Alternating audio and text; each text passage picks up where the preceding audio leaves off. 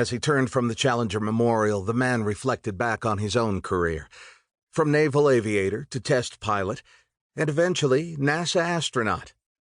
Most people would have considered that a sufficient level of achievement in one life, but ambition, ego, and a hunger to do more had led him to the U.S. House of Representatives, the U.S. Senate, and, finally, to his appointment as the 28th U.S. Secretary of Defense, or more commonly, SECDEF.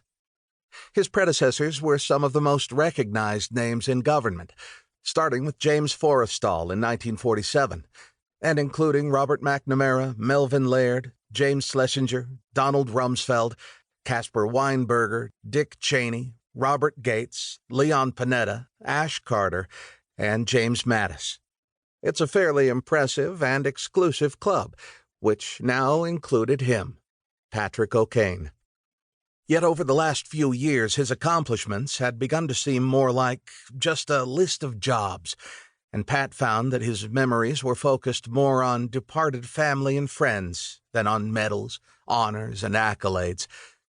His wife had died more than 10 years ago from a form of cancer that most people had never heard of, and doctors were unable to treat. He missed his wife deeply, and now, as he approached 80 years of age, he wondered when his own time would come. At last he arrived at her gravestone. It had been a day as cold as this when she was laid to rest, and tears soon formed in his eyes as he knelt to place the flowers he had so carefully cut from the garden she herself had artfully planted in their greenhouse more than a decade ago. Chief Warrant Officer and Supervisory Special Agent Glenn Carpenter watched O'Kane from a respectful distance.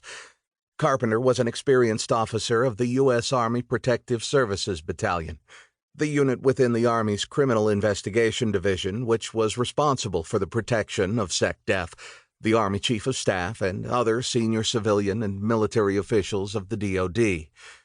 He and his detail of 5 special agents were tasked with the 24/7 protection of the Defense Secretary, and they took their jobs seriously.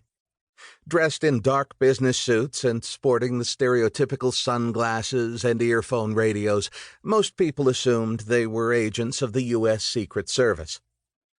Carpenter saw O'Kane kneel at his wife's grave, first with concern as the frail-looking man touched his chest and cried out audibly, but then with horror as O'Kane suddenly fell to the snow-covered earth. Carpenter drew his Sig Sauer 9mm pistol as he sprinted to reach the secretary. After checking for a pulse, he shouted into his radio microphone, "This is Whiskey 1.